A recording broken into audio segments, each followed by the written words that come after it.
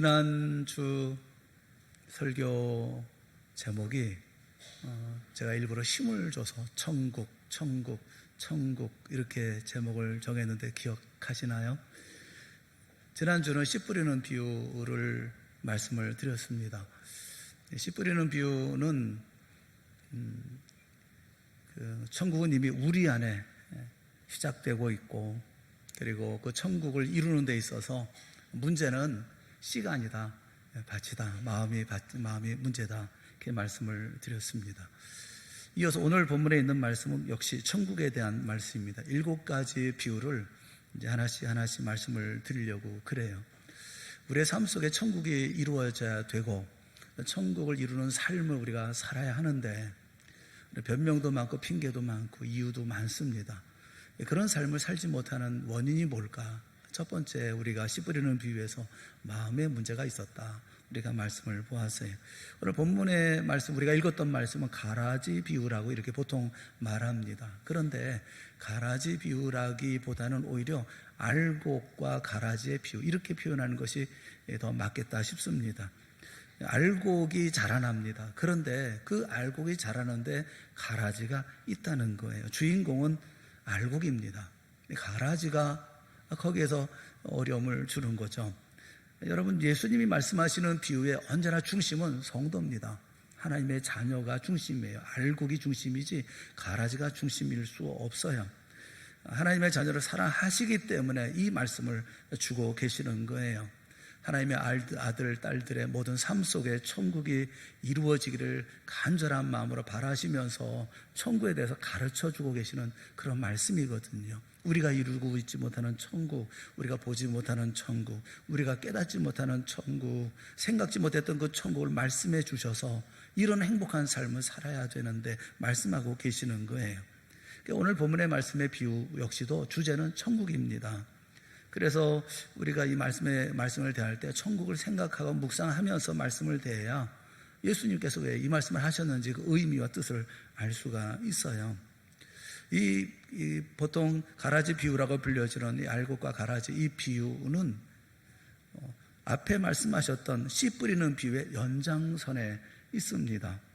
예수님이 씨를 뿌리는 비유를 들어 천국을 설명하셨죠. 씨앗을 뿌렸는데 덜어는 길가에, 덜어는 얕은 돌밭에, 덜어는 가시떨기 위에, 덜어는 좋은 땅에 떨어졌다. 그런데 길가라든가 얕은 돌밭이라든가 가시떨기에서는 열매가 맺히지 않았다.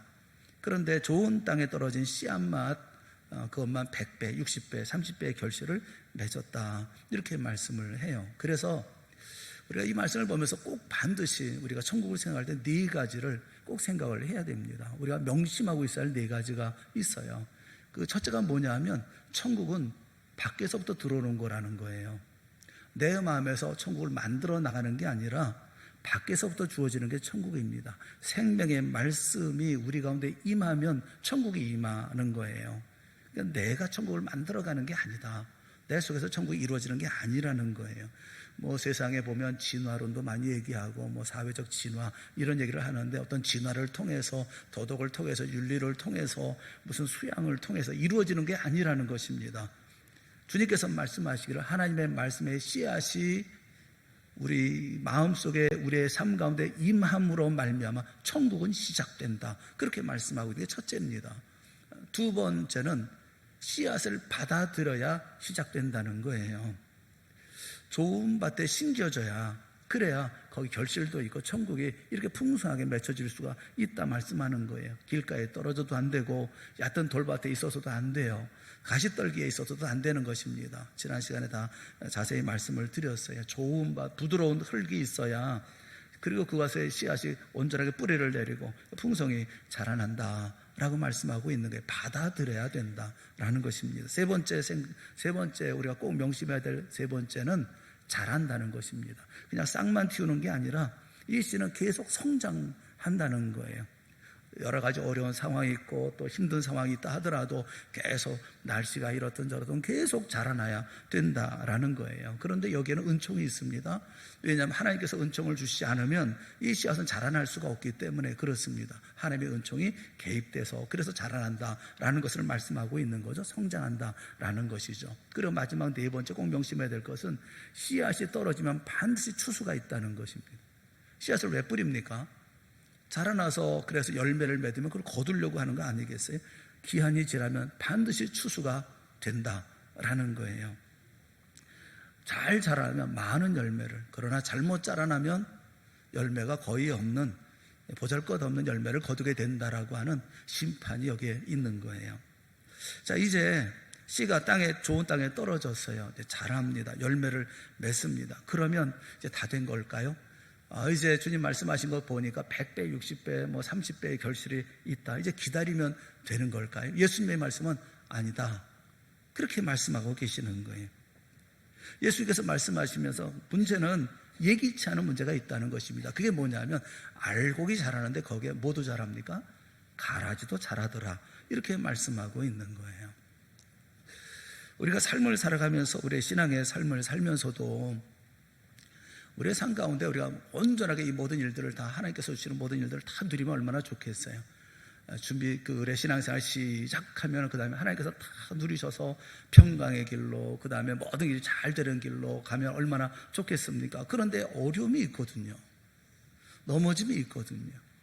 성도들 가운데도 보면 믿음생활 잘하는 분들도 계시지만 흔들림 없이 잘하는 분들도 계시지만 어떤 분들은 쉽게 떠나가기도 하고 어떤 분들은 좀 쉬기도 하고 어떤 분들은 다른 데로 떠나기도 하고 그런 분들이 계시지 않나요? 어려움이 있어요. 아니 좋은 밭에 떨어지면 100배, 60배, 30배 결실을 맺는다고 그랬는데 그러면 풍성하게 맺게 된다고 그랬는데 아니 이게 무슨 일입니까? 왜 이렇게 어려움이 있습니까? 왜 힘든 일이 있습니까? 그래서 우리는 원인을 찾죠. 원인을 어디서 찾습니까? 사람에게 찾아요. 환경에 찾아요. 조직에 찾습니다. 그래서 이 문제들 때문에 이게 신앙생활 하기가 참 어렵고 믿음생활 잘하기 어렵다. 신앙생활 하면 잘 되어줘야 되지 않겠습니까? 하는데 안 된다는 거예요. 그래서 여러 가지 원망도 있고 불평도 있는 것 아닙니까? 주님께서는 분명히 말씀하고 계시는 것이 잘 안 된다는 거예요. 잘 살고 싶고 잘 열매를 맺고 싶지만 안 된다는 거예요. 왜 안 됩니까? 가라지가 있다는 거예요. 예수님의 비유는 언제나 초점이 하나입니다. 간혹 탕자의 비유는 두 가지, 작은 아들, 큰 아들에 대해서 초점이 있는 경우도 있어요. 그런데 예수님의 비유를 보면 거의 이렇게 저렇게 생각할 것이 아닙니다. 오직 한 가지 비유입니다. 이 초점이 어디에 있냐면 알곡에 있는 거예요. 가라지에 있는 게 아니에요. 가라지가 누가 더 뿌렸고 어떻게 했고 거기 생각할 것이 아니라 이 가라지가 있는데 그 가라지 속에 알곡이 자라나고 있다는 것을 하는 것을 말씀하고 있는 것이거든요. 마치 가라지가 곡식처럼 자라고 있다는 거예요. 세상 속에 알곡과 가라지가 함께 뿌려져서 함께 계속 자라고 이렇게 성과하게 함께 자란다. 이렇게 말씀하고 있는 거예요. 여러분 그 역사는 어떻게 흘러간다고 생각하십니까? 세상은 악해지고 있습니까? 선해지고 있습니까? 세상은 밝아지고 있나요? 어두워지고 있나요? 세상이 밝아지고 있다는 견해가 있어요. 세상은 점점 좋아지고 있다. 이것이 유토피아니즘이라고 그래요. 세상은 점점 나아지고 있다. 세상은 점점 살기 좋아지고 있다. 모든 환경이 좋아지니까 교육 환경도 좋아지고 모든 환경이 좋아지니까 사람은 점점 선해지고 좋은 길로 지금 좋은 삶을 살아갈 수 있도록 세상은 발전하고 있다. 이게 유토피아니즘입니다. 그런데 이런 낙천적인 세계관에 반해서 또 다른 관점이 있어요. 세상은 점점 어두워지고 세상은 죄악이 또 타락상이 극에 달한 상태가 되어진다. 점점 세상은 망해가고 있다. 이렇게 보는 관점이 있어요. 이렇게 부정적으로 염세적으로 보는 그런 관점을 페시미즘이라고 합니다. 그 세상은 밝아지고 있나요? 발전하고 있나요? 아니면 세상은 점점 망해가고 있나요? 악해지고 있나요? 유토피아니즘, 페시미즘 이 둘 중 어느 것이 맞습니까? 우리는 어떻게 봐야 될까요? 기독교의 역사관은 이것도 저것도 아니에요. 성경을 한 군데 봅시다. 로마서 13장 12절에 있는 말씀을 로마서 13장 12절 우리 다 같이 함께 읽어보겠습니다. 시작. 밤이 깊고 가까웠으니 그러므로 우리가 어둠의 일을 벗고 빛의 갑옷을 입자. 밤이 깊고 낮이 가까웠으니 밤은 깊어요. 밤은 갈수록 깊어져요. 그런데 낮은 가까워집니다. 다시 말하면 악은 점점 가면 갈수록 더 악해져요. 극과 극의 양생을 띠게 되어진다는 것이죠. 주님의 재림이 가까우면 가까울수록 악은 더욱 극성스러워집니다. 더 극렬해집니다. 세상은 점점 망해질 것처럼 악은 악을 향해서 치달아갑니다. 반면에 하나님의 사람은 그런 속에서 더 진실해집니다. 더 신실해집니다. 더 순전해집니다. 이것이 역사라는 거예요. 악은 악을 향해서 치달아갈 것이지만 그러나 선은 선을 향해서 더욱더 선해진다는 거예요. 악은 더 악해지고 선은 더 선해진다는 거예요. 빛과 어둠은 언제나 함께 있어요. 그리고 앞으로도 함께 있을 거예요. 알곡이 자라고 있습니다. 그런데 동시에 가라지도 자랍니다. 예수님이 그렇게 둘이 함께 자란다 그렇게 말씀하고 계셔요. 알곡만 있는 것도 아니고 가라지만 있는 것도 아니에요. 뿌리가 다릅니다. 근원도 다릅니다. 본질도 다릅니다. 그런데 함께 자라고 있어요. 이것은 결코 어둠이 변해서 빛이 된다거나 빛이 변해서 어둠이 된다는 그런 이야기가 아닙니다. 처음부터 달라요. 씨가 다르고 뿌리가 달라요. 선은 선대로 악은 악대로 그냥 그렇게 골이 깊어지는 것, 그것이 오늘날 우리가 살고 있는 현실이라는 거예요. 악이 변해서 선을 바꾸든지 이렇게 말할 수 있는 것이 아니라는 거예요. 천국을 이뤄가는 사람들은 반드시 이 점을 알아야 된다는 것입니다. 이게 우리 예수 믿는 사람들의 역사관이라는 거예요. 우리가 세상을 바라보면서 크리스찬들의 역사관은 직선이죠. 원이 아니에요. 뺑뺑 돌아가는 윤회 이런 걸 얘기하지 않아요. 직선이죠. 우리의 인생은 시작과 끝이 있죠. 끝을 향해서 치달아갑니다. 그런데 이 모든 것 가운데 선은 선한 대로 악은 악한 대로 더 그걸 향해서 달려가는 것, 이것이 우리가 가지고 있는 역사라고 하는 거, 이거 우리가 명심해야 된다는 거예요. 예수님은 천국을 얘기할 때 단순한 어떤 환상적인 세계를 말씀해 주지 않았어요. 영원한 나라, 저 우리가 죽은 다음에 가서 볼 나라, 이렇게 말씀하고 있지만은 않습니다. 세상 살아가면서 보면 그렇잖아요. 착하고 의로운 사람, 선한 사람, 정말 법 없이 살 수 있는 사람들이 어려움 당하잖아요. 핍박 속에 살고 또 시련도 있고 고통도 있고요. 그런가 하면 저런 사람들은 저렇게 살면 안 되는데 하는 사람들이 잘 살잖아요. 불의한 사람들이 권력을 가지고 부를 이루고 명예를 움켜잡고 그렇게 살아가는 사람들이 있잖아요. 보면 하나님 앞에 그렇게 기도할 때가 있죠. 하나님 어떻게 이럴 수가 있습니까? 오래 살아야 할 사람 빨리 죽고 빨리 죽어야 될 사람은 오래 살고 이게 됐습니까? 이런 세상 보고 하나님이 살아계시다고 말할 수가 있나요? 고통과 괴로움 속에 있는 성도들에게 도대체 무슨 말로 내가 위로할 수가 있겠습니까? 사실 이렇게 답답하고 이렇게 안타까울 때가 참 많죠. 우리가 사는 세상은 선만 있는 게 아니에요. 악도 공존합니다. 악한 사람은 어디에나 있어요. 우리의 마음 속에도 있고요. 우리 가정 속에도 있고요. 교회 안에도 있고요. 이 민족 가운데도 있어요. 정의만이 항상 승리하는 것만은 아니에요. 근데 여러분, 분명한 사실은 뭐냐면 악은 분명히 악이 드러납니다. 악한 자는 점점 악해져서 드디어 반드시 악한 것이 드러나게 되어져 있어요. 아무리 위선을 떨고 아무리 선한 척 해도 소용없어요. 언젠가는 본색이 드러납니다. 악은 반드시 악으로 드러날 거예요. 선한 사람은 악한 사람의 틈바구니에 살아서 어렵고 힘들게 산다 할지라도 그 선은 반드시 나타나게 마련입니다. 하나님의 사람은 언제나 하나님의 사람이니까요. 비록 미약하고 그리고 여러 가지 비틀거리며 삶을 산다 할지라도 근본이 달라요. 이게 기독교가 가지고 있는 역사관인 거예요. 문제는 뭐냐면 현실이에요. 문제는 그래, 악은 악이고 선은 선이고 선한 사람은 선하게, 악한 사람은 악하게 살아갈 거예요. 우리는 그 가운데 열심히 예수 그리스도 십자가의 복음을 전하면서 우리가 살면 그만일 거예요. 문제는 우리 안에 있는 악은 어떻게 하느냐는 거죠. 알곡을 위해서 씨를 뿌려놨는데 거기 가라지도 지금 자라고 있는 것이거든요. 예상치 않은 일들이 벌어지고 있는 거예요. 우리가 믿음 생활 잘해보려고 하고 신앙생활 잘해보려고 하는데 갑자기 어려운 일이 툭툭 터지고 또 믿었던 사람들에게 배신당하고 이럴 때 어떻게 하면 좋겠냐는 거예요. 어떻게 이런 대처가 안 되는 그런 일들이 있다는 거예요. 악한 것을 모르겠다는 겁니다. 문제는 악한 자를 알 수가 있다고 한다면 미리 대처하면 되지 않겠어요? 미리 경계하고 미리 자신을 보호하고 하면 될 터인데 도무지 알 수가 없다는 거예요. 그래서 예수님께서 알곡과 가라지를 이렇게 비유로 말씀하셔요. 알곡과 가라지는 구별하기가 힘이 든다는 특징이 있습니다. 그 사진이 있길래 사진을 잠깐 좀 이렇게 보여드리려고 가져왔는데, 여러분이 보실 때 맨 오른쪽에 있는 게 그게 밀이고요. 그 다음에 가운데가 가라지고 그 맨 끝이 볼이에요. 그러니까 밀이 있고 그 다음에 가라지, 볼이. 그런데 열매를 이렇게 다 이렇게 보니까 다 이제 알 수가 있잖아요. 어느 정도 구분이 되잖아요.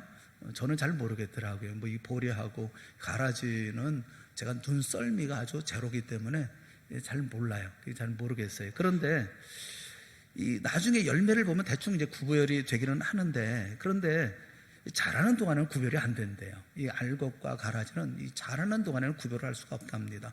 구별할 수 있는 유일한 방법인데 그게 뭐냐면 뿌리를 보면 안 돼요. 뿌리를. 알곡은 뿌리가 붉대요. 붉은 뿌리를 가지고 있답니다. 가라지는 하얀, 그 뿌리가 하얗다고 그래요.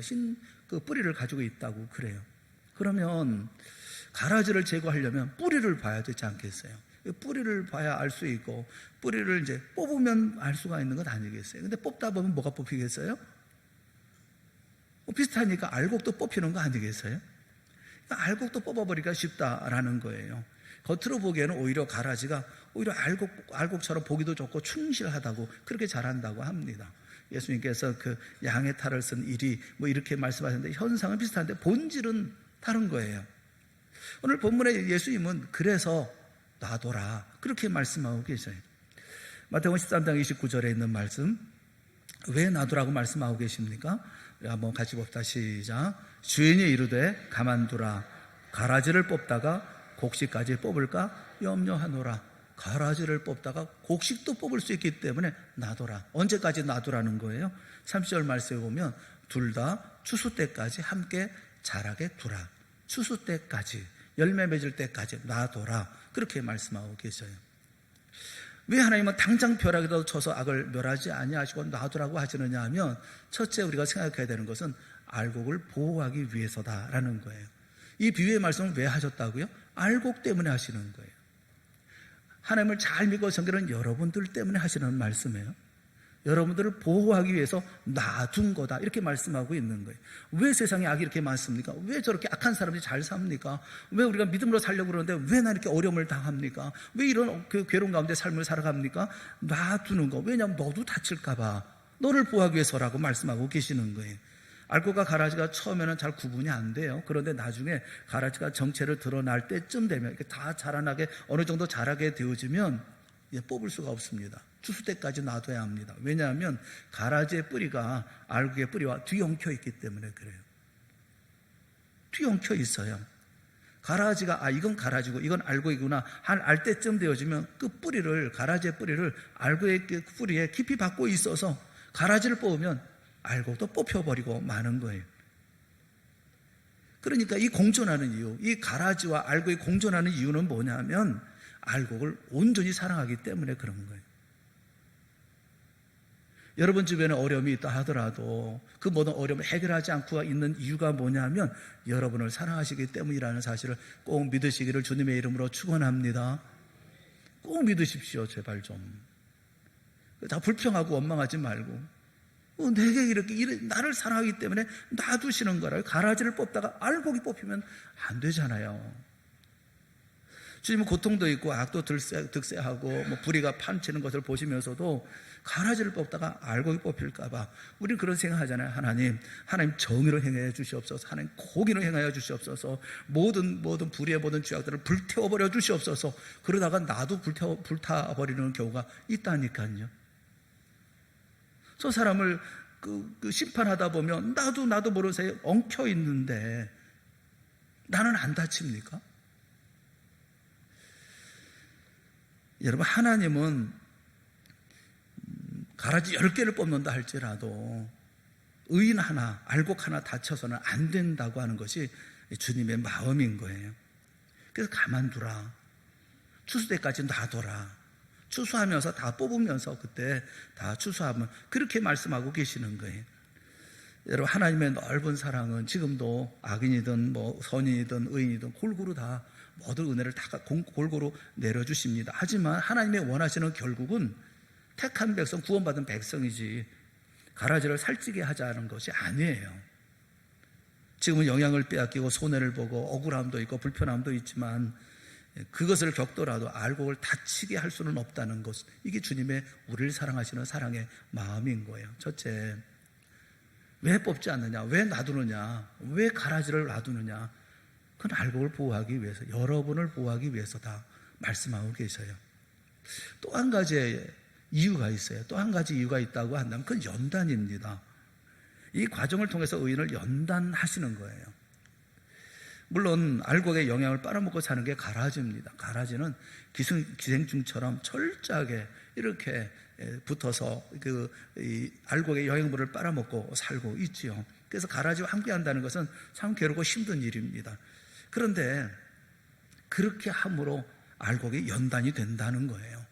우리가 긍정적으로 그리고 유익한 면에서 우리가 볼 수가 있습니다. 악한 자들과 함께 그 틈바귀 속에 살아가기 때문에 오히려 우리는 더 순수해지고 힘들고 어려운 가운데 있기 때문에 우리는 믿음을 지켜나갈 수가 있는 거예요. 환난을 당하고 어려움이 있기 때문에 강하게 되어지고 그 가운데 참된 지혜를 배워나갈 수가 있게 되어지는 것입니다. 이거를 가르쳐서 소위 성장이라고 그래요. 믿음이 자라나는 거예요. 여러분, 안일무사하고 평안한 거 그게 좋은 것 같습니까? 꼭 그렇지 않아요. 어느 목사님 얘기를 들어봤는데 그 목사님이 야구를 좋아해서 미국에서 이제 목회를 하실 때 있었던 그런 일이라고 그래요. 그 미국 사람들은 뭐 야구에 열광적이지 않습니까? 그래서 본인도 이제 가족들을 데리고 야구장에 갔다는 거예요. 야구장에도 이제 그 뉴욕 양키즈 팀의 경기를 보러 갔다고 합니다. 그 경기 티켓이 굉장히 비싸요. 뭐 한 장에 뭐 8만 원짜리도 있고 10만 원짜리도 있고 15만 원짜리도 있고. 근데 이게 가족이 갔으니 이게 몇십만 원 뭐 내고 경기에 본 것이 아니겠어요? 근데 가서 이제 그 경기가 시작되기 전에 이제 가족들이 다 이제 뭘 이제 간식을 좀 먹자 이렇게 얘기를 해가지고 그래서 이제 그 스타디움 밑으로 이제 내려가면 그 통로 있는데 이제 그 햄버거 팔든지 아니면 무슨 이제 음료수를 팔는지 이런 가게들이 있으니까 가족들의 주문을 받아가지고 햄버거를 사러 이제 내려갔대요. 내려가서 그 햄버거 집 있는 거기에 맥도날드 앞에 줄을 쭉 기다리고 서 있는데 얼만큼 기다렸냐면 그 경기가 4회 끝날 때까지 있었대요. 그러니까 그 야구 경기가 몇 회까지 해요? 9회까지 합니다. 4회면 절반이 지난 거예요. 4회 끝날 때까지 줄을 기다려서 사가지고 이제 온 거예요. 절반을 못 본 거예요. 그분 기분이 어떻겠어요? 너무 속상한 거죠. 그런데 왜 이렇게 기다렸냐 하면 기다린 이유가 있어요. 왜냐하면 새치기 때문에. 중간에 다 새치기 하고 들어오는 거예요. 빨리 가서 경기를 봐야 되기 때문에 이 사람들도 전부 다 새치기 하고 그래가지고 줄이 줄어들지를 않더라는 것입니다. 그래서 꼭 기다려보니까 4회 끝나니까 살 수가 있게 되어졌다는 거예요. 뭐처럼 비싼 돈 내고 그래서 야구장에 가서 구경 왔는데 햄버거 사다가 이제 야구가 다 끝나버리고 만 경우죠. 이거 화가 나지 않겠어요? 여러분, 이럴 때 믿는 사람은 어떻게 해야 되죠? 어떻게 해야 돼요? 어떻게 하라고? 어떻게 해요? 둘 중에 하나겠지 뭐. 끝까지 줄 쓴다. 아니면 새치기 한다. 뭐 둘 중에 하나겠죠. 뭐 어떻게 할래요? 안 먹는다고? 그 집사님 생각이고 이 목사님은 신실하신 분이라 안 되지. 햄버거를 갖다 사다 줘야 되겠기 때문에 나는 못 보더라도 희생하더라도 아마 이런 마음이었던 것 같아요. 굉장히 화가 나더라는 거예요. 그렇다고 나는 또 새치기 할 수도 없고. 이게 이 목사님만의 경험이겠습니까? 여러분, 이 세상 죄악 가운데 내가 영향받는 거, 이 죄악들로 말미암아 영향받는 거 피할 길 없어요.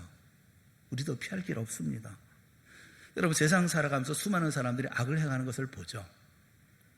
수많은 사람들이 불법을 자행합니다. 또 지름길을 찾아가려고 합니다. 세상적인 방법을 더욱 동원합니다. 그러면 우리 마음에 어떤 마음이 들어요? 우리도 같이 불법을 저지르고 싶은 그런 유혹도 받지 않습니까? 성도의 아들인데 너무 귀하게 자라서 한 번도 매를 맞아본 적이 없고 때려본 적도 없는 그런 아이예요. 게다가 공부도 잘하고 성품도 착하고 좋아서 주위로부터 칭찬을 받으면서 자란 그런 아이입니다. 그런 아이가 군대를 갔어요. 군대 갔더니 군대는 이게 말이 아닌 거예요. 거친 욕지거리, 또 매 맞는 거, 또 억울한 일, 뭐 상식적으로 받아들일 수 없는 그런 명령, 뭐 이런 일들이 다반사로 벌어지니까 아이가 급기야는 인생 무상 뭐 이러면서 스스로 목숨을 끊어버리고 말았어요. 이런 세상이 있는 줄 몰랐다는 거죠. 적당히 욕도 좀 먹고 매도 좀 맞고 뭐 그래야 좋은 공부가 되지 않겠나 하는 마음이 들더라고요. 그런 일들을 보니까. 왜 가라지와 함께 있습니까? 그래서 좀 억울한 일도 만나고 배신도 당하고 욕도 좀 먹어보고 또 이런 일들, 이런 곤욕을 치르면서 가라지와 함께 자라가는 거예요. 그러면서 강하게 되고 그러면서 지혜로워지고 그러면서 성장해 가는 거예요. 여러분 핑계하지 말고 원망하지 말고 막 이러니 저러니 뭐 이것 때문에 저것 때문에 하지 말고 그럴 때일수록 더 깨끗하게 사세요. 더 진실하게 사세요. 더 의로워지세요. 더 성결해지세요. 그리고 오직 주님만 바라보시라고요. 주님만 의지하고 올곧게 내가 가야 하는 길로만 걸어가시라고요. 내 삶 속에서 악을 끊임없이 제거하십시오. 그러면 언제 열매 맺습니까? 열매는 맺을까요? 못 맺을까요? 여러분 분명히 아십시오. 그 속에서 열매가 맺힙니다. 얼마나 맺힐까요? 100배나 맺힙니다.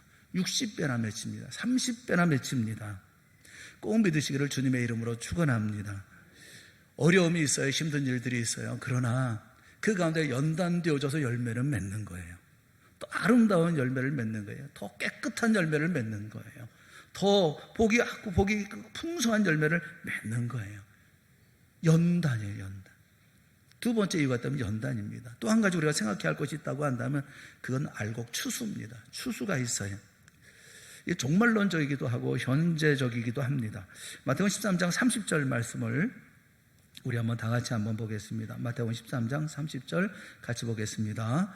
둘 다 추수 때까지 자라게 두라. 추수 때에 내가 추수꾼들에게 말하기를 가라지는 먼저 거두어 불사르게 단으로 묶고 곡식은 모아 내 곡간에 넣으라 하리라. 아멘. 39절에 주님께서 이 말씀을 풀어주셨어요. 해석해 주셨습니다. 추수 때는 언제냐면 세상 끝이라 라고 말씀하고 계시고 추수꾼은 천사들이다 이렇게 말씀해 주셨어요. 무슨 말이냐면 악은 영원히 존재하지 않는다는 게 반드시 끝나는 때, 종말의 때가 있다고 말씀하고 계시는 거예요. 사랑하는 여러분, 세상은 영원하지 않습니다. 반드시 주님이 오시는 종말의 때, 심판의 때가 있습니다. 개인적인 종말은 내가 죽는 때를 말하는 것이고 역사적인 종말은 주님이 오시는 때를 말해요. 그때 악은 완전히 심판을 받게 되어집니다. 가라지는 뽑아서 불사르게 단으로 묶습니다.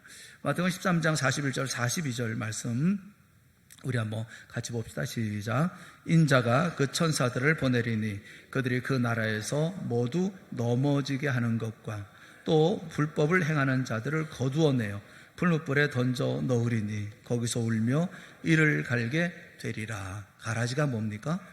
모든 넘어지게 하는 것. 넘어지게 하는 것. 그게 가라지다. 불법을 행하는 자. 그게 가라지다. 그렇게 말씀하고 계셔요. 이 말씀은 계속 반복됩니다. 마지막이 있다. 끝이 있다. 성경은 계속해서 말씀하고 계셔요.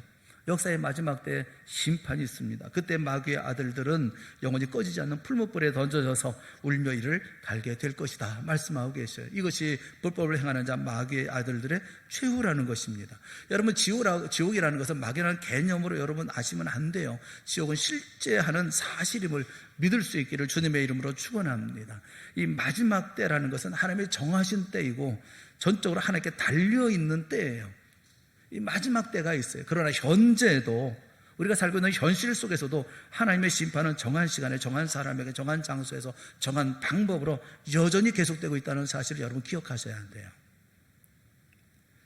동독과 서독이 통일되기 전에 동독에 정보기관이 있습니다. 정보기관은 스타지라고 하는 기관이 있는데 이 스타지는 세계적으로 악명이 높다고 그래요. 이 정보력은 대단해가지고 그래서 그 1800만 명 동독의 1800만 명 중에 600만 명에 관한 모든 정보를 파일을 그 스타지가 가지고 있었다는 거예요. 그 정보력을 가지고 동독 전체를 철권 통치했다는 것입니다. 수많은 반정부 인사들이 있죠. 이런 분들을 전부 다 잡아가고 고문을 하고 뭐 죽이고 하는 그런 일들을 이런 정보력을 통해서 했다는 거예요. 그러다가 독일이 통일이 됐잖아요. 동독과 서독이 통일이 됐습니다. 완전히 세상이 바뀌었어요. 수많은 사람들이 반정부 인사들 이런 분들이 슈타지와 그 모든 거기에 있었던 모든 비밀 정보, 개인 정보를 다 공개하라 그렇게 요구를 했습니다. 그리고 그 정보가 공개가 됐어요. 핍박받던 사람들, 어려움 당하던 사람들이 너도 나도 자신에 대한 그 정보를 다 보고 싶어 했지요. 그런데 그 가운데 베라 볼렌버거라고 하는 그 여성 반체제 운동가가 있어요. 이 사람도 자기 파일을 보게 됐는데 자기의 모든 정보를 다 보게 되어졌는데 자기도 놀랄 만큼 자기의 모든 일거수일투족이 전부 기록이 되어져 있더라는 거예요. 보니까 자기 주변에 한 60명 정도의 사람들이 다 정본이 되어서 자기를 사찰하고 있었다는 것입니다. 60명이 다 보고를 했으니까 뭐 했다, 어디 갔다, 이 전부 다 있었다는 거예요. 근데 그 중에 도날드라는 암호명을 쓰고 있는 사람이 있었다는 거예요. 이 사람은 너무 세세하고 아주 세밀하게 자기의 정보를 슈타지에 전부 다 이렇게 다 보고를 했다는 거죠. 어떻게 이렇게 세밀하게 다 이렇게 다 보고를 할 수 있었을까? 그래서 이 사람이 누굴까? 나중에 살펴보고 그래서 밝혀졌는데 그 사람이 누구냐면 바로 자기 남편이었던 거예요. 자기 두 자녀의 아버지였던 것입니다. 그러니까 남편은 동독이라는 나라가 마르고 닳도록 그 가운데 계속 있을 줄로 알았던 거죠. 조금 더 편한 삶을 위해서, 조금 더 나은 삶을 위해서 자기 아내를 팔아먹은 거예요. 그런데 그 동독이 망할 날이 있을 거라고 상상이나 했겠습니까? 결국 감춰졌던 모든 부분들이 다 동독이 멸망하면서 만천하에 다 드러나는 거죠. 심판은 있어요. 마지막 심판, 종말적 심판 때는 다 드러나게 되어집니다. 그리고 우리 인생의 삶을 살아 현재적인 심판도 반드시 있어요. 추수 때가 되면 알곡은요 고개를 숙여요.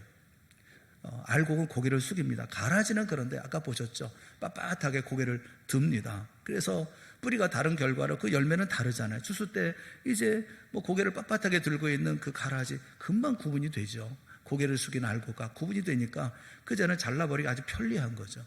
결정적인 시간이 되어지면요 다 드러나는 거예요. 세상 사람들이 심판자에서 우리 주님 앞에 섰다고 여러분 생각해 보세요. 주님께서 심판하실 필요가 없어요. 지옥에 가지 말라, 지옥에 가라 말라 하기 전에 스스로 갈 수밖에 없어요. 왜냐하면 마지막 모습이 다 드러나니까요. 그 열매가 다르니까요. 자신의 열매를 보니까요. 함께 거할 수가 없는 거예요. 이게 종말적인 심판이라고요. 하지만 알고는 해와 같이 빛날 것이다 그렇게 말씀하고 계십니다. 마태복음 14장 13장 43절 말씀을 보세요. 다 같이 봅시다. 그때의 의인들은 자기 아버지 나라에서 해와 같이 빛나리라. 귀 있는 자는 들으라. 아멘. 귀 있는 자는 들으시기를 축원합니다. 의인들은 자기 나라에서 해같이 빛날 거다. 그 모든 고난을 이겨나가고 그 모든 고난 속에서 아름다운 열매를 맺는 사람들은 해같이 빛날 거다 말씀하고 계셔요. 오늘 우리가 당하고 있는 고난이 있어요. 모순이 있어요. 이 최종 해결은 두 가지입니다.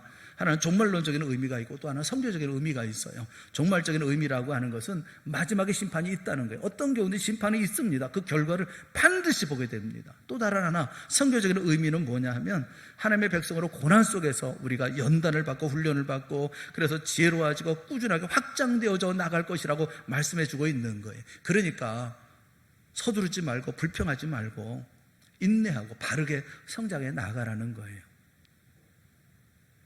알곡만 심겨져 있는 게 아니에요. 가라지도 있어요. 악도 있어요. 어려움도 있어요. 그럼 언제까지 그것을 불평만 하고 앉았겠어요? 저 가라지 손가락질만 하고 있을 거냐고요. 열매는 안 맺을 거냐고요. 자라지는 않을 거냐고요. 정신 차려야죠. 왜 남탓만 하고 있어요? 알곡 있는 가운데 예수님께서 그래 이제는 좋은 밭에 뿌렸으니까 이제 30배, 60배, 100배의 결실 얼마나 좋겠어요. 그런데 예수님께서 뭐라고 말씀하십니까? 그런데 그 밭에 가라지도 있다는 거예요. 천국은요 방해하는 세력 속에서 자라나는 거예요. 하지만 사랑하는 여러분, 방해하는 세력들 때문에 열매 못 맺는 법은 없습니다. 길가나 돌밭이나 가시떨기 밭에는 열매를 맺을 수가 없어요. 하지만 좋은 땅, 부드러운 흙을 가지고 있다고 한다면 열매 맺습니다. 천국을 방해하는 세력들에 둘러싸여 있지만 그 속에서 우리는 100배의 결실을 맺고 60배의 결실을 맺고 30배의 결실을 맺을 수가 있어요. 왜냐하면 생명이 심겨졌기 때문에 그렇습니다. 우리 안에 생명이 심겨져 있어서 그 생명은 자라나는 거예요. 내 안에 심겨진 생명을 바라보고 생명에 관심을 가지고 생명 이룰 것을 생각을 해야지, 생명에 집중하며 삶을 살아야지. 왜 주변 환경을 바라보고 누구 때문에 누구 탓하고 세상 탓하고 상황 탓하고 왜 환경 탓합니까?